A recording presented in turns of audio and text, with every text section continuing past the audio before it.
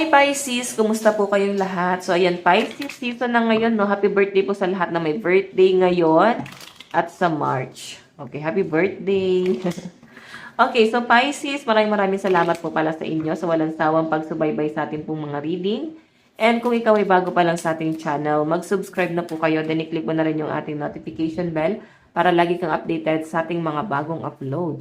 So yes guys, sa mga interesado naman sa ating private reading, nasa description box below yung link ng aking Facebook, message nyo na lang ako guys, okay? So yung reading pala natin guys is weekly reading. Ano ba yung ganap sa inyo this week? Okay, ganap po kay Pisces. Guidance para kay Pisces. Okay, so guys, meron tayong acceptance. So, alam nyo guys, medyo nakaka-stress dito kasi may mga bagay na hindi mo pa guys na-overcome. May mga bagay na parang nagiging insecurity nyo. Siguro medyo selosa. Yun yung energy, no? So, may mga bagay na parang kailangan nyo na daw guys tanggapin. Sabi nga nila, acceptance is the best way to move on. So, once na hindi mo tinanggap yung bagay na yan, ikaw din yung magsusuffer, ikaw yung mag-overthink, ikaw yung mag-struggle. So, sinasabi lang dito na meron ka nang kailangan tanggapin. Nangyari na, naganap na. Yun na yung nagiging, parang crab mentality yung nakikita ko dyan. Pwedeng sa ibang tao, nagiging ganun sila sa inyo. Or pwedeng ikaw. Pwede nyo guys i-reverse yung energy.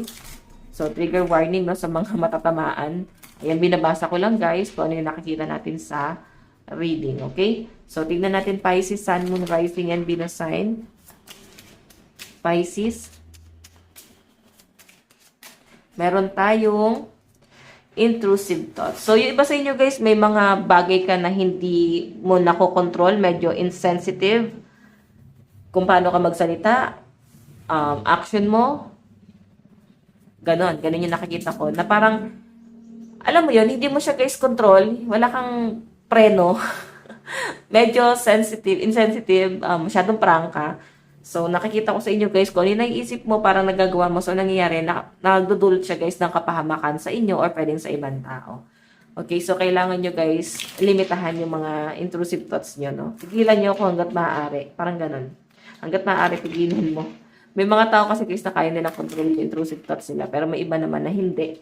So, sa mga nagtatanong, ano ba intrusive thoughts na yan?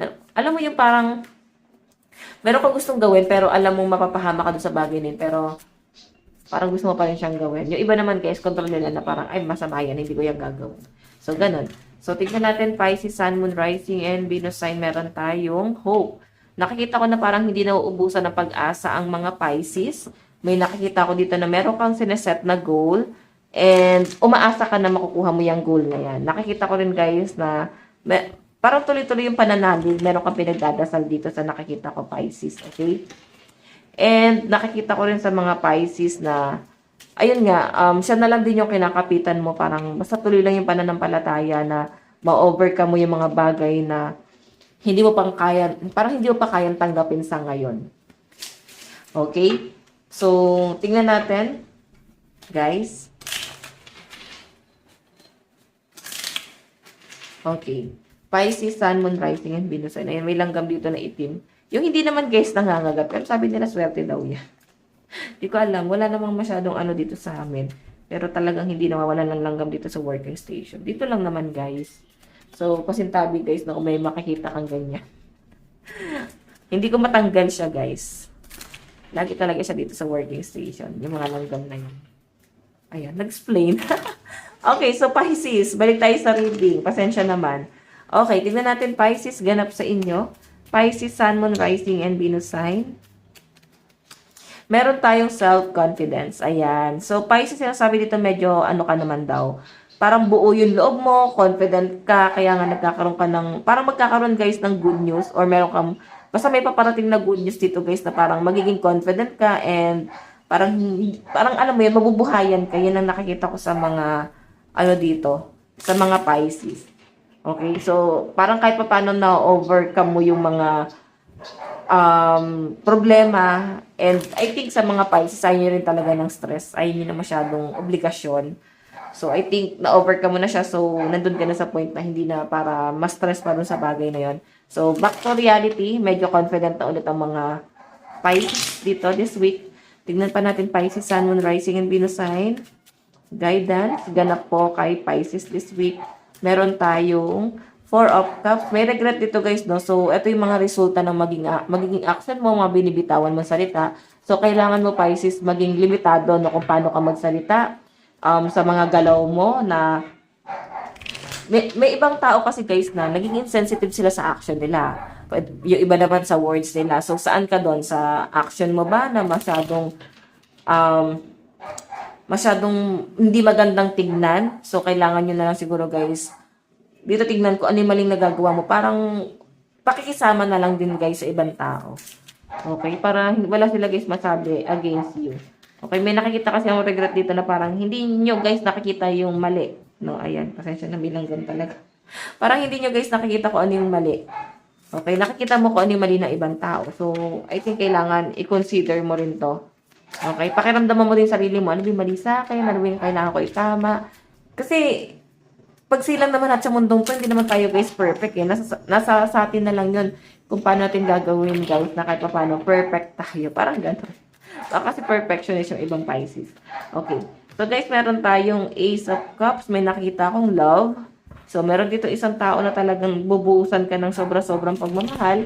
So siguro nandun ka sa point na kahit hindi ka masyado mag-effort sa taong yan, mahal na mahal ka nitong taong to. Oo. Tignan natin. Kaya nga parang ang ginagawa ng mga Pisces dito, parang tinutumbasan mo yung pagmamahal na binibigay nitong taong to. Okay? Hindi mo talaga siya iniiwan kasi nga, nakikita mo yung sacrifice niya. Meron tayong temperance, so may pag-a-adjust na gagawin. So yun na nga guys, meron ka talagang kailangan i-adjust sa personality mo talaga. Or pwede sa trabaho, pwede may pag-a-adjust sa family. So kung saan ka guys mag-a-adjust this week, no? Ayan, ikaw yung parang makikisama this week. Tignan pa natin guys, meron tayong Queen of Wands. So may nakikita akong travel, may OOTD ka dito, yan no? Get ready with me. So siguro guys, iba sa inyo na tawag dito, nag-vlog ba kayo? Makeup or OOTD? Pwedeng famous kayo, sikat kayo, ganyan. May nakikita akong meron kang pinaghahandaan na travel this week, no? Ayan, kaya parang nagsusukat-sukat ka ng damit dito kasi parang ready ka, no? Parang anytime, kaya mo siyang gawin or magagawa mo naman, pero I think meron ka kasing ibang obligasyon. Okay? Yung iba sa inyo guys, meron kang gustong bitawan dito. Parang ayaw mo na masyado ng, ayun, obligasyon, medyo nakaka-stress na scenario yung nakikita ko dyan. Okay. So, tignan natin guys. Pwede sa business, baka guys, ayan, maganda naman yung kitaan, pero baka gusto yung bitawan. Kasi meron kang ibang gustong gawin. Parang hindi ka passionate sa bagay nito. Naniniwala ba kayo na pag hindi ka passionate dun sa pinopursue mo, kahit sabihin natin sobrang ganda pa nung kita, sahod, may increase, kahit sabihin natin na may promotion, parang bibitawan at bibitawan mo eh. Yung iba kasi guys, mas gusto nila yung passion nila or mas gusto nila yung gusto sila guys masaya or at least may peace of mind. Yung iba naman guys, kaya magtiis. Pero ikaw yung mas magsasuffer. So, saan ka doon? Okay? Lalo na guys sa business. Tignan natin ano ba yung malalakas na zodiac sign na kadil mo this week. Meron tayong Libra, Scorpio, Sagittarius, Virgo, Cancer, Aquarius. Meron tayong Capricorn, Pisces, Taurus, Gemini, Aquarius, and Libra energy. Okay, tingnan natin guys ang advice. Meron tayong I am supported on my path. Ibig sabihin, madami nakasupport sa inyo, kaya nga medyo spoiled yung energy na nakikita ko sa mga Pisces. So guys, ito ha, ayan, trigger warning guys, ito talaga yung nakikita ko dito. So kung medyo na-spoiled ka ng ibang tao or madali mo nakukuha yung mga bagay sa paligid mo, meron ka kailangan baguhin. Be thankful na lang guys na nakukuha mo tong bagay na to. Pero may something talaga na pangit na parang kailangan yung baguhin guys. Ikaw nakakaalam yan. Okay, so hayan. Pisces, ito lang po ang inyong reading. Maraming salamat po. God bless and love you. Bye-bye.